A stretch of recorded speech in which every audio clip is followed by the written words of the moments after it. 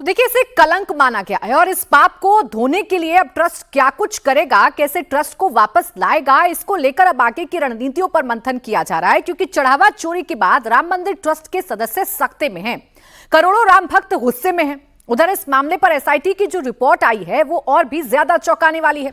SIT report में खुलासा हुआ है कि महज 40 दिन के अंदर 70 बार चोरी की घटनाएं सीसीटीवी कैमरे में कैप्चर हुई हैं। काउंटिंग रूम के सीसीटीवी की जो पड़ताल हुई उसमें सिर्फ 27 अप्रैल से 5 जून के बीच सीसीटीवी में करीब 70 ऐसी घटनाएं हैं जिसमें गिनती करने वाले कर्मचारी जो कि अब जेल में हैं, वो नोटों की गड्डियां जेब, जूतों और मोजों में छिपाते हुए दिखे। सीसीटीवी में 6 आरोपी अनुकल्प मिश्रा, अविनाश शुक्ला, लवकुश मिश्रा, मनीष यादव, करुणेश पांडे और रमाशंकर मिश्रा साफ साफ चोरी करते दिखे। एसआईटी की रिपोर्ट के मुताबिक टिन्नू यादव बिना किसी आदेश के गिनती वाले कमरे की चाबी अपने पास रखता था। वहीं काउंटिंग प्रभारी सुभाष श्रीवास्तव, जिसका काम काउंटिंग की निगरानी करना था, उसने इतनी ढिलाई बरती कि चोरी करने वालों को सहूलियत हो गई।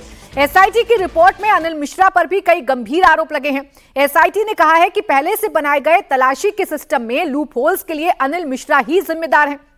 एसआईटी ने अपनी रिपोर्ट में लिखा है कि चोरी पहले भी होती रही, उसका सीसीटीवी तो नहीं मिला, लेकिन आरोपियों के बैंक खाते इस बात की तस्दीक करते हैं। एसआईटी ने अपनी रिपोर्ट में बताया कि कैसे चंपत राय ने खुद पुलिस बनकर आरोपियों से 78,94,000 की बरामदगी की। इसके अलावा काउंटिंग रूम के पास वाले बाथरूम से 2.25 लाख रुपए बरामद किए गए हैं। जो एसओपीज बनाए गए थे काउंटिंग के लिए, साफ तौर पर एसआईटी ने अपनी फाइंडिंग में यह पाया है कि उन एसओपीज का पालन नहीं किया। ऐसा लग रहा है कि जानबूझकर एसओपीज की जो अनदेखी है वो की गई है, जिसका फायदा चढ़ावा चोरों ने उठाया। और खामियाजा यह है कि चढ़ावे में चोरी होती रही और जितना सीसीटीवी मिला है एसआईटी को, उसमें 70 बार चोरी का जिक्र किया गया है। अब आइए आपको ये बताते हैं कि कैसे चढ़ावा चोरी का ये पूरा खेल रचा जा रहा था और इसमें कौन कौन से किरदार हैं जिनकी संलिप्तता पाई जा रही है। सबसे बड़ा नाम है डॉक्टर अनिल मिश्रा का, क्योंकि इन पर पैसों का हिसाब रखने और उसे जमा करने की जिम्मेदारी थी। इनके नीचे आते हैं सुभाष श्रीवास्तव, जो कि काउंटिंग प्रभारी था। अनिल मिश्रा की सिफारिश पर इसको नौकरी दी गई थी, यानी कि अनिल मिश्रा ने सिफारिश की, तब जाकर सुभाष श्रीवास्तव की नौकरी लगी, उसे काउंटिंग प्रभारी बनाया गया। लेकिन इसने अपना काम ठीक तरीके से नहीं किया। आने जाने वाले जो लोग, उनकी चेकिंग नहीं की। कमरे के अंदर सीसीटीवी जो लगा था, अंदर कैसे उस चोरी को छिपाने की कोशिश की गई, ये सब कुछ होता रहा, लेकिन सुभाष श्रीवास्तव ने इसकी निगरानी नहीं की। दूसरा नाम है टिन्नू यादव का। बिना लिखित आदेश दान पेटी की चाबियां रखता था। एसआईटी ने अपनी प्रारंभिक रिपोर्ट में साफ तौर पर यह कहा है कि टिन्नू यादव के पास कोई लिखित आदेश नहीं था, लेकिन फिर भी टिन्नू यादव जो काउंटिंग वाला कमरा है उसकी चाबियां अपने पास रखता था।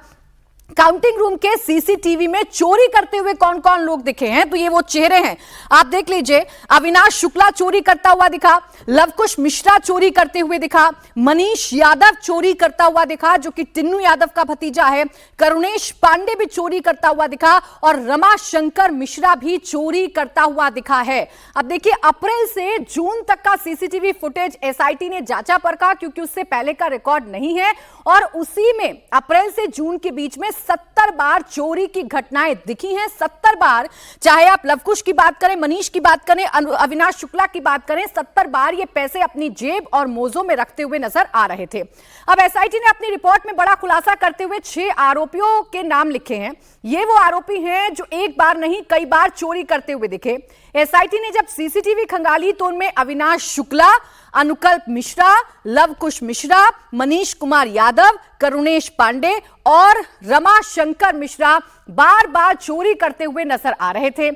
करीब 40 दिनों के सीसीटीवी फुटेज में ये आरोपी बार बार चोरी कर रहे थे और एसआईटी ने अभी जांच पूरी नहीं की है, लेकिन इन आरोपियों के नाम साफ साफ लिख दिए हैं, क्योंकि ये आरोपी बार बार चोरी करते हुए सीसीटीवी में देखे गए हैं, बार बार पैसे चुराते हुए देखे गए हैं। अब एसआईटी रिपोर्ट के पेज नंबर 4 पर क्या लिखा हुआ है यह आपको बता देती हूं। एसआईटी रिपोर्ट के पेज नंबर 4 पर एसआईटी ने लिखा है कि 70 बार चोरी की घटना देखी गई है। 27 अप्रैल से 5 जून के बीच का ही सीसीटीवी मिला है और सीसीटीवी में 70 70 बार आरोपी चोरी करते हुए पाए गए हैं। 27 अप्रैल 2026 से पहले भी चढ़ावे की चोरी हुई है, लेकिन चूंकि उसका रिकॉर्ड नहीं है, सीसीटीवी नहीं है, तो उस पर कुछ भी कह पाना मुमकिन नहीं है। आरोपियों के बैंक खातों में रकम से चोरी के संकेत मिले हैं। देखिए, एक तो बरामदगी वो है जो इनके घर से कैश बरामद किया गया है और जो उनके अकाउंट्स खंगाले गए उसमें भी पैसा मिला है। एफडी का जिक्र भी किया गया है, जिससे पता चलता है कि चोरी अप्रैल से नहीं बल्कि कई महीने पहले से की जा रही थी और जानबूझकर सबूतों को मिटाया गया है। 27 अप्रैल से 5 जून तक की सीसीटीवी फुटेज एसआईटी को मिली। कर्मचारी चोरी करते करते साफ नजर आ रहे हैं, यानी कि चोरी साफ तौर पर सीसीटीवी में दिखाई दे रही है।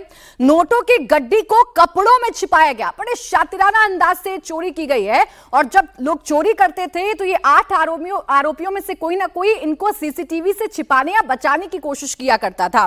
जूतों में भी नोट छिपाकर आरोपी ले जाते थे। एसओपी ये कहता है कि बिना जेब वाले कपड़ों को पहनकर ही काउंटिंग की जा सकती है और इन मेंबर्स की आकस्मिक और नियमित जांच होनी चाहिए, जो बिल्कुल नहीं की जा रही थी। दान का पैसा चुराने के बाद आरोपी जंगल में पार्टी करते थे, वहीं पैसों का बंटवारा भी होता था।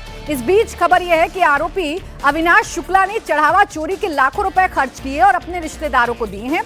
पुलिस सूत्रों के मुताबिक अविनाश ने अपने भाई की शादी में 5 लाख रुपए खर्च किए, रिश्तेदार को 6 लाख रुपए दिए, अपने दोस्त को करीब 3 लाख रुपए और महंगा फोन भी दिया गया। अविनाश ने कार भी इन्हीं पैसों से खरीदी थी, उसमें करीब 3.5 लाख रुपए उसने खर्च कर दिए थे। अब देखिए, एक एक जो सबूत है या एक एक जो जानकारी है वो एसआईटी की रिपोर्ट से निकलकर सामने आ रही है। 8 चेहरे तो हैं जो चोरी करते हुए पाए गए, लेकिन ये 8 चेहरे चोरी कैसे कर रहे थे, क्या क्या गलतियां हो रही थी, ये भी एसआईटी ने अपनी फाइंडिंग्स में साफ तौर पर मेंशन की है। विशाल प्रताप सिंह मेरे सहयोगी इस वक्त हमारे साथ जुड़ गए हैं। विशाल, ये एसआईटी साफ तौर पर बता रही है कि जिन बड़े नामों पर जिम्मेदारी थी वो बड़े नाम खामोश थे, बार बार उनको बताया जा रहा था। खासकर डॉक्टर अनिल मिश्रा की भूमिका संदिग्ध है। अब एसआईटी की जांच रिपोर्ट जब सार्वजनिक हो गई है, अनिल मिश्रा का नाम जब खुलकर सामने आ गया है, विशाल, आगे क्या उम्मीद रखी जाए? क्या गिरफ्तारी की तलवार लटक रही है उन पर?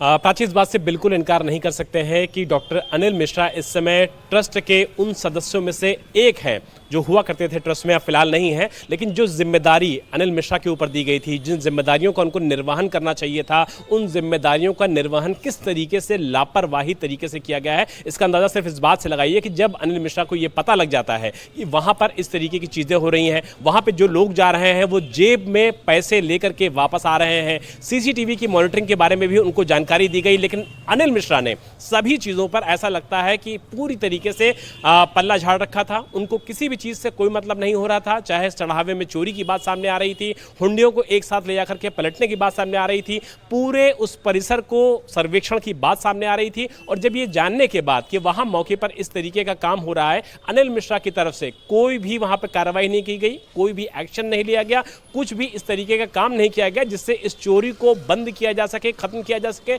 और आरोपियों को पकड़ा करके पुलिस के हवाले किए जा सके और उसके बाद उनसे उस रकम को बरामद किया जा सके। तो एसआईटी ने जो बातें लिखी हैं वो डॉक्यूमेंटेड है प्राची, और वो सारी बातें लिखी गई हैं वो अनिल मिश्रा के खिलाफ बहुत ज्यादा जाती हैं। और ऐसे में जब उनके ऊपर एक महत्वपूर्ण जिम्मेदारी थी, न सिर्फ एसबीआई बैंक के साथ साथ राम मंदिर का जो ट्रस्ट है उसके साथ साथ, क्योंकि एमयू जो हुआ था, जो एसओपीज का एमयू था, उस पे ट्रस्ट की तरफ से हस्ताक्षर अनिल मिश्रा के ही थे। यानी कि उन सारी चीजों को, एसओपीज को एक्टिव कराना, उसको फॉलो कराना और उसका क्रियान्वयन कराना, ये सारी जिम्मेदारी अनिल मिश्रा की थी। लेकिन अनिल मिश्रा अपनी जिम्मेदारियों से न सिर्फ दूर भागते रहे बल्कि जानकारी होने के बावजूद अगर ऐसे क्राइम को नहीं रोकने में सहयोग करते हैं तो आप अंदाजा लगाइए कि उनकी भूमिका कितनी ज्यादा संदिग्ध है, कितनी ज्यादा खराब है। डॉक्टर अनिल मिश्रा ने कोई कदम नहीं उठाया, ये बताता है कि डॉक्टर अनिल मिश्रा कैसे खामोश हो गए और जानबूझकर ये सब कुछ होने दिया जो राम मंदिर के अंदर हो रहा था। एसआईटी रिपोर्ट में टिन्नू यादव के भतीजे मनीष यादव पर भी बड़ा खुलासा हुआ है। एसआईटी ने कहा कि मनीष यादव चढ़ावा गिनती के लिए नियुक्त होते ही चोरी करने लगा था। इसमें कहा गया है कि टिन्नू यादव की सिफारिश पर बैंक ने मनीष यादव को इस काम में लगाया था। मनीष यादव 15 अप्रैल से चढ़ावे की गिनती में लगा था और सीसीटीवी में वो 11 मई से चोरी करते पाया गया। सोचिए, अप्रैल में नियुक्ति हुई है मनीष यादव की और मई महीने में मनीष यादव ने चोरी करना शुरू कर दिया। मनीष यादव के अलावा बाकी 5 लोग जो सीसीटीवी में चोरी करते दिखे, उन सबकी सैलरी 15,000 से 20,000 रुपए के बीच थी, लेकिन इनके खातों से लाखों रुपए मिले हैं। इन्होंने चोरी के पैसे अपने रिश्तेदारों के खाते में भी जमा कराए हैं। चढ़ावे की रकम से मकान और जमीन भी इन आरोपियों ने खरीदी है। आरोपियों के पास से करीब 80 लाख रुपए बरामद किए गए हैं, जिसमें डॉलर, गहने और दूसरी कीमती चीजें बरामद हुई हैं। 4 अप्रैल 2026 को बाथरूम से 2.25 लाख रुपए भी बरामद किए गए थे। बाथरूम से पैसे बरामद होते हैं और इन 8 आरोपियों के घर से भी पैसे बरामद किए जाते हैं उस वक्त जब चंपत राय निजी तौर पर इस पूरे मामले की जांच कर रहे थे। एसआईटी की रिपोर्ट में सुभाष श्रीवास्तव पर गंभीर आरोप हैं। एसआईटी ने लिखा है कि सुभाष श्रीवास्तव की जिम्मेदारी थी कि वो काउंटिंग की निगरानी करते, लेकिन उन्होंने भारी लापरवाही बरती, किसी की तलाशी नहीं ली, आने जाने वालों को खुली छूट मिली थी। काउंटिंग में लगे लोग अपना निजी सामान लेकर अंदर जाते थे, लेकिन सुभाष ने उन्हें कभी नहीं रोका, जबकि एसओपी जो बैंक के साथ मिलकर तय की गई थी उसके मुताबिक अपना निजी सामान अंदर ले जाने पर पाबंदी थी, यानी कि काउंटिंग वाले कमरे में कोई भी निजी सामान नहीं जा सकता था। लेकिन ये आरोपी धड़ल्ले से अपने फोन का भी इस्तेमाल कर रहे थे, पॉकेट वाले कपड़े भी पहनकर जा रहे थे।